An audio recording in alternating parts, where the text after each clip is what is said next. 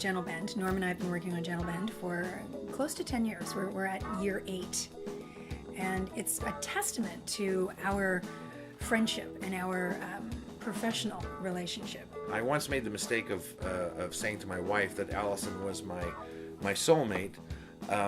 I meant writing soulmate, and I still stand by that. And this is Gentle Bend. Sorry, Gentle Bend, listen to me. Writer's Block, Episode 9, Scene 1, Take 1.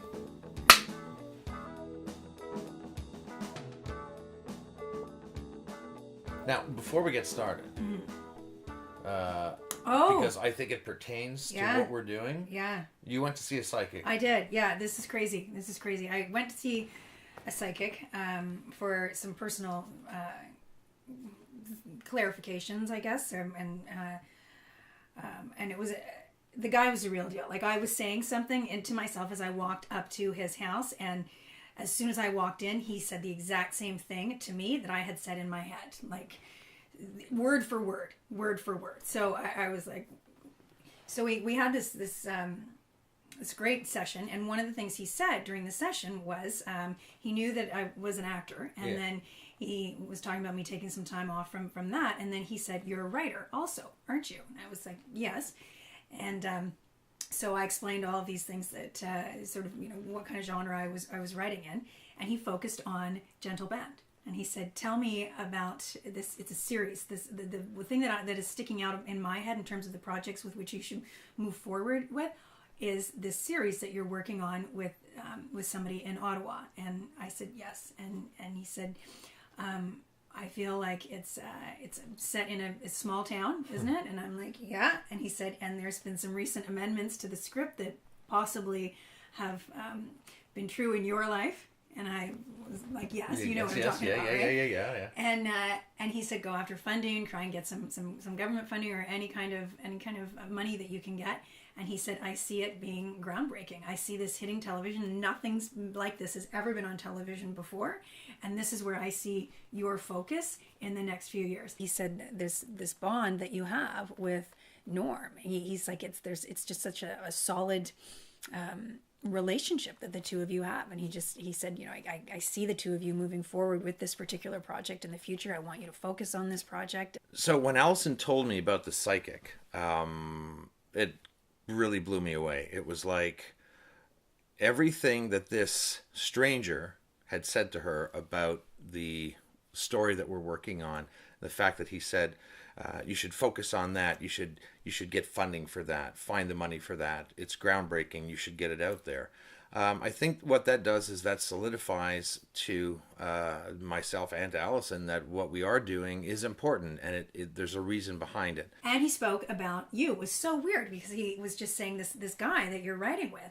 And I said, "Yes, Norm." And he said, "Norm." And he said, like, he couldn't get our relationship, which was really interesting. And he didn't think it was more than platonic. He just couldn't figure out what our relationship was, which is totally understandable because it's not like, because we sometimes have a problem figuring that out. So to be able to have just a fortuitous opportunity in terms of being able to continue to create with my best friend is just one of the most amazing things. We're far more than friends. We've just got this amazing, we've been writing for 10 years. We've got this amazing ability and capacity to just work off one another. We've been there for one another during, you've been there for me during very trying times in my life. And likewise, when the whole point of this story, or I should say what actually propelled the story in the first place, that whole thing was a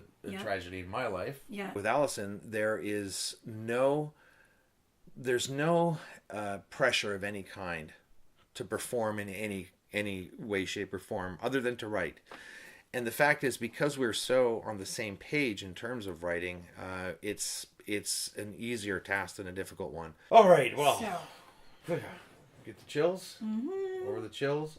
Okay, so do you want to start from where we left off, just to see what's happening here? What the concept? Do you want I should read it? Well, probably, because I speed read. Oh, that's right, and mumble. You speed read and mumble, which makes it Great very combo. difficult. Except, of course, on the days when he is just off and not brilliant and not remotely funny, and then all of the onus falls on me, and I can't do everything, clearly, brilliance aside.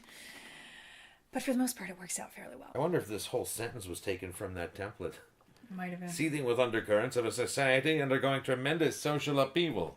Like it sounds more like the story of Titanic than anything else.